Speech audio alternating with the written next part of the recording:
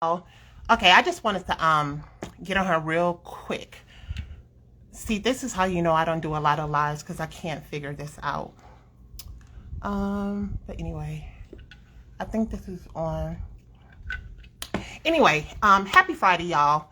So I just wanted to get on here real quickly because someone had asked me a question about our services, if our services can guarantee them to get a client. And so I really thought that that was a fair question. Hey, Dion. Hey, everyone. I'm sorry. I'm just doing like a quick impromptu live because y'all know I don't do these things. But someone had asked the question, can our services guarantee them to get a client? And I really thought that that was a fair question that I wanted to talk about. And so one thing that I told the person is that no, our services cannot guarantee an MBA owner to get a client because marketing and selling is a skill set, and I'm not responsible for your marketing and selling skills. And so, one of the things that I had shared before was that in addition to being like a medical biller, like having the skills of a medical biller, there's so many other different, hey y'all, hey everyone, there are so many different other skill sets that, you know, we have to learn as being the owner of our own medical billing company. And so marketing and selling is one of those skill sets that we have to develop, excuse me, if we don't have it. So, excuse me, y'all, it's cold here, and I got a little throat action going on. So when the person asks, you know, can I guarantee them, you know, a client, you know, for our services, I was very transparent. No, we cannot. I can't guarantee for you to get a client because that would be based off of your own marketing and selling skills. However, in our MBA Accelerator, we can help you to position yourself to become the premier choice of a client when you meet with them. And then also in the MBA Accelerator, we do give you like a client meeting framework that kind of guides you on what to do and what to say in the meeting when you meet with a provider so you can get a contract. But in regards to guarantee, you know, if you will get a client, no, I can't guarantee you that because that depends on your own marketing and selling skill sets. And two, like with marketing and selling, it's something that you learn and you get better at over time. Like there have been so many times that I have met with providers and, you know, I didn't get the contract for, you know, whatever reason. And I remember one time, this was my instructor when I was going to get certified and to get my medical billing certification. This was my instructor. She was also the office manager for a hematology and oncology clinic. And so she had reached out to me because she knew I was starting my company. This is in the very beginning. So she reached out to me because she knew I was starting my company and she wanted me to meet with her provider in regards to, you know, handling some aspect of their revenue cycle management. Okay, y'all. So when I got to the office, you know, I was just expecting the doctor and the office manager to be there. Like I didn't expect when I walked into the conference room, it was the whole staff that was there. It was the office manager, it was the doctor, it was two nurse practitioners, and I think it was like two other doctors, but the other doctors was part of, I think they were doing something else. Maybe they were like I forgot, a technician, I think it was.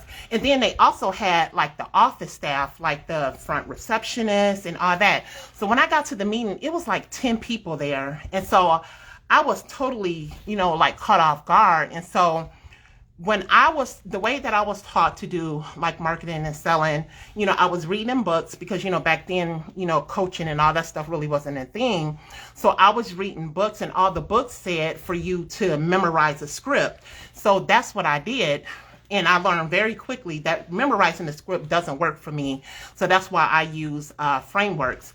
So when I got into the office, memorizing the script, I just totally blanked out and I just forgot what I wanted to say. So as the doctor was asking me questions and the office manager asking me questions and then the nurse practitioner asked me, I fumbled. I just didn't know what to say next because I was so trying to remember my script on what to say, that I didn't know how to navigate the conversation. So I totally did not get that contract. And I was so embarrassed that afterwards I did call the office manager in to apologize to her, because I really, fumbled, that meeting. But like I said, marketing and selling is a skill set, and you get better with it as you continue to practice over time. Yeah, Tina. It doesn't work for me either. And so that's what I like, as a consultant, like, it's better how my mind works, because I'm very methodical. Like, if I can have, like back like in high school when I used to talk about I think it's called mnemonic devices, where you have like little reminders to remind you of what to do next. So that's kind of like what I have and what I teach my MBA owners to have. Like, I give them framework. So I work better with a framework than memorizing a script. Like, these are like the frameworks that I use. Okay, so for this part, I'm going to do this. For this part, I'm going to do that. And I don't have to memorize anything. I just know how to organize my framework, and the framework will walk me through on how to navigate the meeting with the client and close the sale. So I hope that helps. Hey, and then another thing too, that I wanted to share, like with marketing and selling skill sets, even like for Instagram, right? Like, if you're gonna like utilize like social media content marketing as like your selling and marketing tools, to market your agency, again, that's a skill set too. Like, even like with this, like, if you look at all of my posts, if you look at like all of my posts from the very beginning, I didn't know what the heck I was doing, with content marketing. I'm not used to social media. I'm not used to, writing all this stuff, doing video. You see, I don't even want to do lives, right? Hey, Lorraine, yeah, I'm just Yep, DM me if you have like any questions. Yeah, so even like you could tell, like, I don't even like to do lives. I don't even like to do videos. Like, all this stuff is not my thing, right? But even with content social media marketing, hey, thank you so much. Hey, thank you so much. Hey, Mandy. Thank you so much. So even like with like social media content marketing, I didn't know what I was doing. I didn't know what to say. And so when I first got into it in the beginning, I was reading like all this different stuff about, copy. I'm like, well, what is copy? I mean, are you copying somebody? Like, what does copy mean? I didn't know, like, because I never had, even like in my own agency, I never had to quote unquote advertise my services, because I did pretty much direct contact with my providers by going to their office, sending out stuff, meeting them at networking events. So even utilizing like social media for content marketing, I didn't know what the heck I was doing. That was a skill set that I had to learn like over time. And I believe that I'm getting better with my content than what I was before, but I had to become a student of content marketing in order to become better, to serve, the community, to add value to the conversation. So I didn't know what copy was. I didn't know, like, how to formulate a post. I didn't know how to do videos.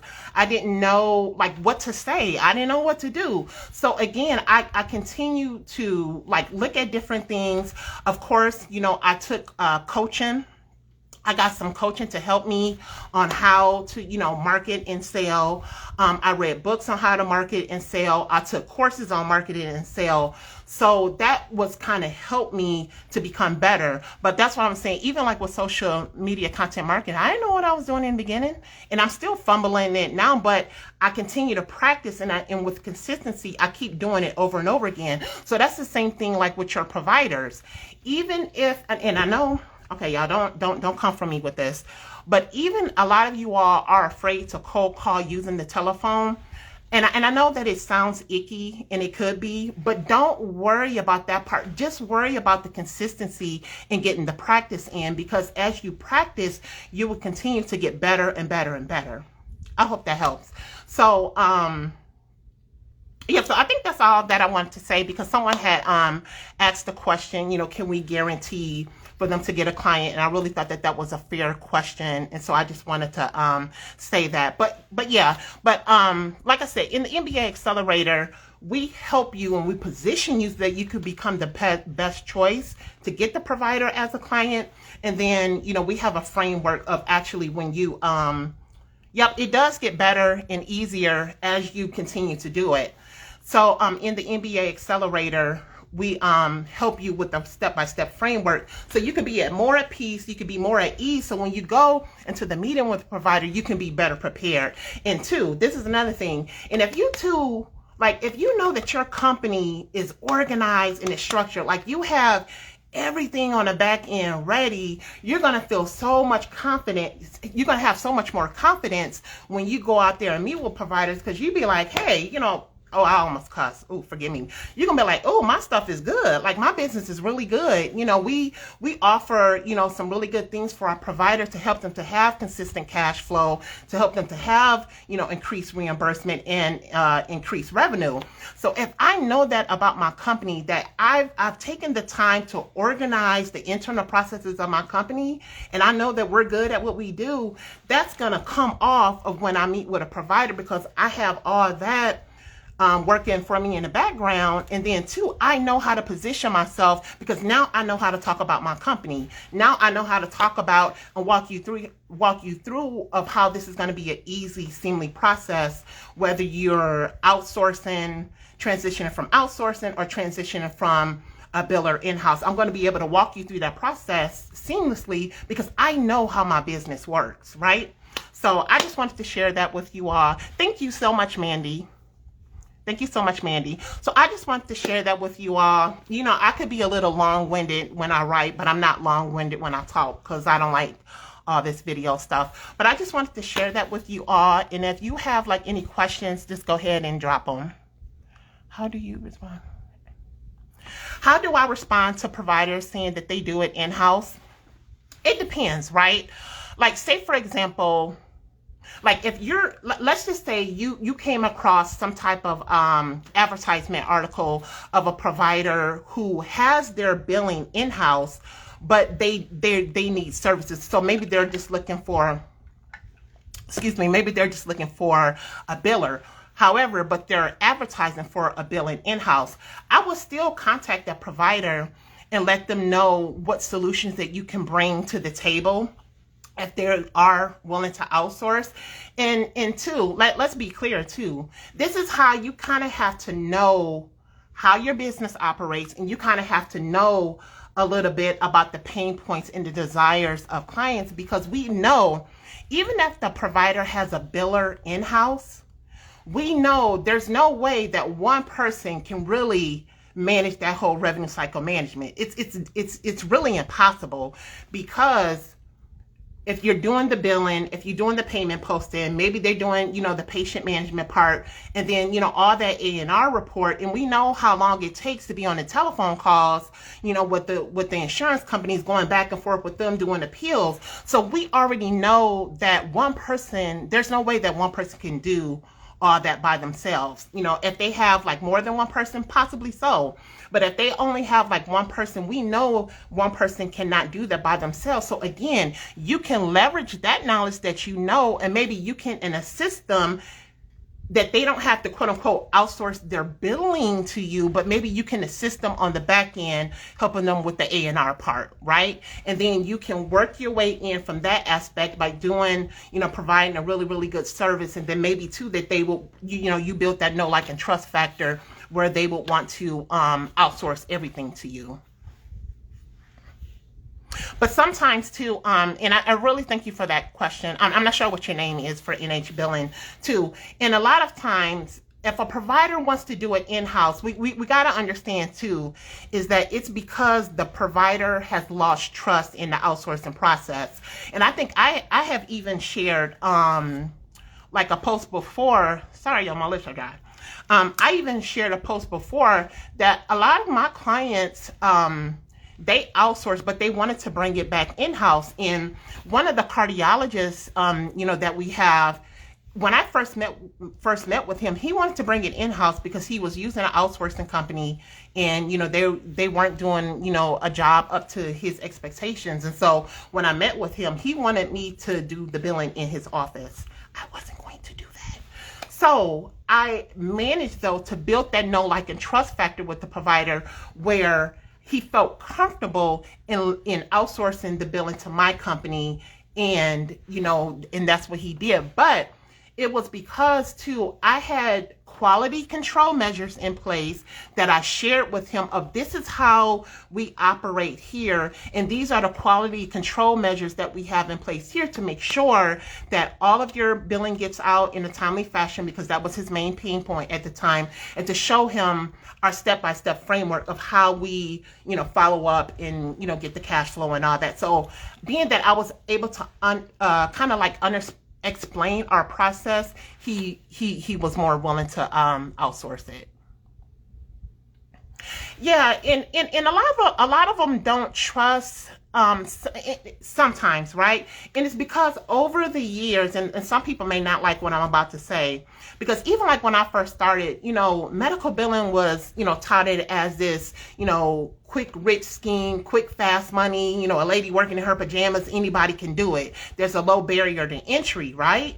That's what everybody say. So everybody was just starting a medical billing company. But I think what people don't realize, that this is a real business. This is a real business, just like any other business.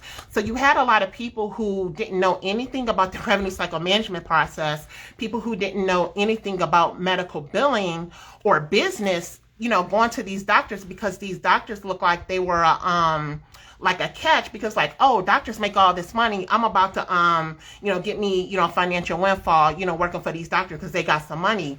But no, this is a real business too. And I think a lot of people were able, through the gift of gab, some people just are able to sell themselves.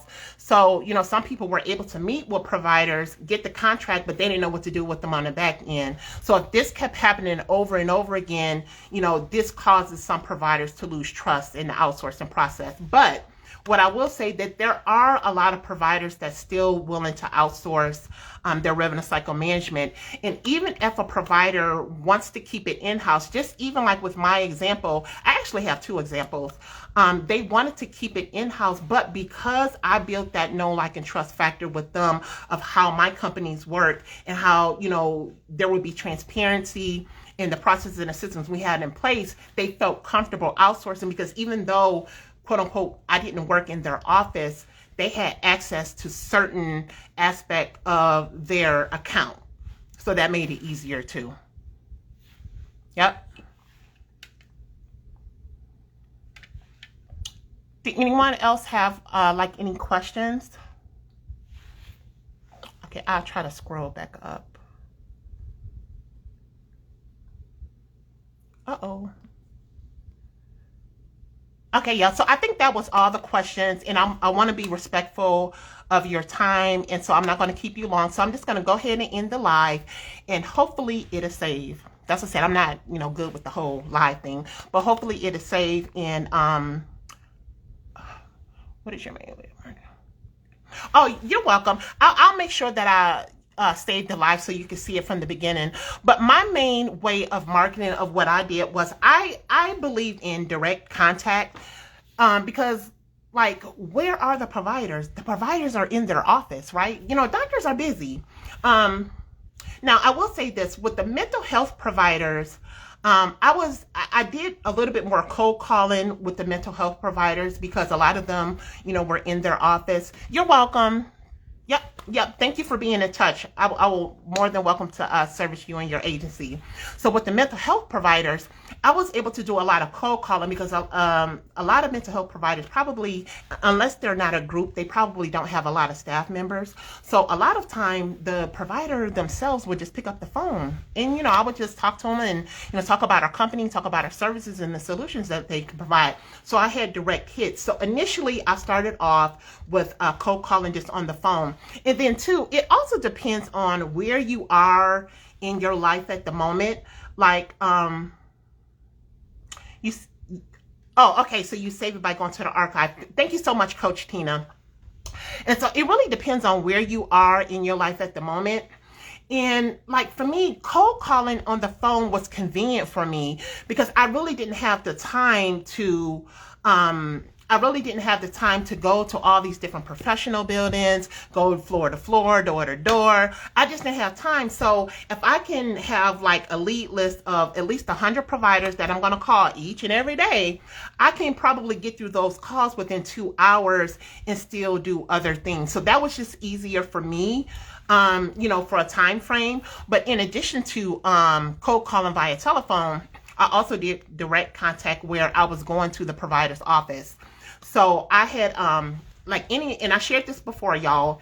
Any hospital has a professional building that's attached to where the providers in private practice work. So what I did was I got a list of all the hospitals here in the Chicago area, in the city limits of Chicago and also in the suburbs. So what I did was I went to each hospital's professional building and I went door to door and floor to floor to each practices, just introducing myself, letting them know, about my company or services if they need revenue cycle management, blah, blah, blah. So that's what I did too. And in addition to that, I live in Chicago, so we have like a lot of insurance payers that used to hold in-person workshops here. So that's what I did too. I went to a lot of insurance networking events by meeting with providers, meeting with office managers, meeting with different coders, and also meeting like with different people who own billing companies. So I've got a lot of providers that way too. And I met other agency owners who had they were kind of like hit capacity in their medical billing agency, and being that I was kind of like up and coming, I wasn't afraid to ask. I was like, hey, well, is it possible if we can handle your overflow? So I got clients that way too from other medical billing companies who had the leverage now to turn away business because they hit capacity. So I just took their overflow. In addition to that, I let my network know, like everybody knew, what I did. My family, my friends, my coworkers at the insurance company, everybody knew what I did. So my family and friends too were giving me their doctor's practice card. When you go to the doctor, you get their practice business card. So a lot of people were giving me their practice business cards, and I used to call that way. So that's how I used to just market my services. And again, I've got, I built my client base that way. Now, I tried the postcard thing in the beginning. For me, it did not work. It just was a hot mess, maybe because I didn't know what I was doing, but, trying to get all these, addresses and, stuff kept coming back through the mail. The postcard thing didn't work for me, but what did work for me was the, direct marketing by going to the provider's office, because that's where they are, going to networking events and doing the cold calling. And then, and this is the thing too, like kind of like after you build a client base, like maybe 2, 3, 4 providers, after that, if your agency do what it's supposed to do and your agency is good, you will start getting referrals, from your clients. And that's how I was able to build my client base easier. And I'm going to be very transparent with y'all. I kind of got rusty with marketing and selling because I was getting so many referrals that I didn't have to quote unquote market and sell myself anymore. Well, I didn't have to market anymore. I still had to sell myself for when I got the referral meet with the provider. But I really didn't have to market myself anymore because I got all these referrals. And so I got a little rusty with it because I didn't have to, so that kind of helps too. Did you give out a marketing packet when you... Okay, thank you for the question, Tanya. Okay, I'm gonna be transparent with y'all. Okay, so when I met in the beginning, I did used to give out packets. I used to give them my branded material, y'all. And I don't know about you, but for me, for your girl, that started to get expensive, and I didn't have the money and the resources to keep making these branded packets and giving them away for, people who didn't, may not use my services or whatever. And, again, I used that same strategy of, like getting cookies and brownies. That just started to get too expensive for me. So I couldn't do it. So initially I did leave my branded material with them, but then I was like, you know what, this is getting too expensive. And sometimes it's not really a hot lead. It's not really a sure lead. So what I just started to do, I just started to give them a freebie. So I just started to, I had like pins, like with my business name on there. I had like little, what do you call those, envelope openers with my company's logo and business on there. And then I just left my business card. Now, if I was able to speak with the office manager, or if I was able to speak with the doctor directly, then I would leave my packet. Or if I felt that it was going to be a sure lead, then I would leave my packet of information. But I didn't do it for everyone. In the beginning I did, but then afterwards I didn't. And then too, in the beginning, I used to mail out my packet to everybody, and too, that just became expensive. But that's what I'm saying. So each person is different. Just for me, it started to be more cost effective when I got strategic and really pinpoint who I'm going to give my information to if I know that it was going to be a strong lead. So I hope that answered your question. You're welcome. You're welcome. Okay, did anyone else have any questions? Okay, y'all, so I'm going to try to do this a little bit more to be more consistent, just so we can, you're welcome, just so we can connect with each other and share with each other, and you're welcome. And then I'm going to try to do more collaborations, with other people, so we can, really help and serve the community, so everybody, can get what needs to be done. Okay. So I'll make sure that I save this live. Thank you all for attending. And if you have any questions, about our services, the 90-minute intensives or the MBA accelerator, holla at me. I'm friendly. Just give me a DM, or, just let me know. Yep, I sure will. Tanya. Thank you all. Thanks, Coach Tina. So, okay, I'll see you all later. Okay, bye-bye.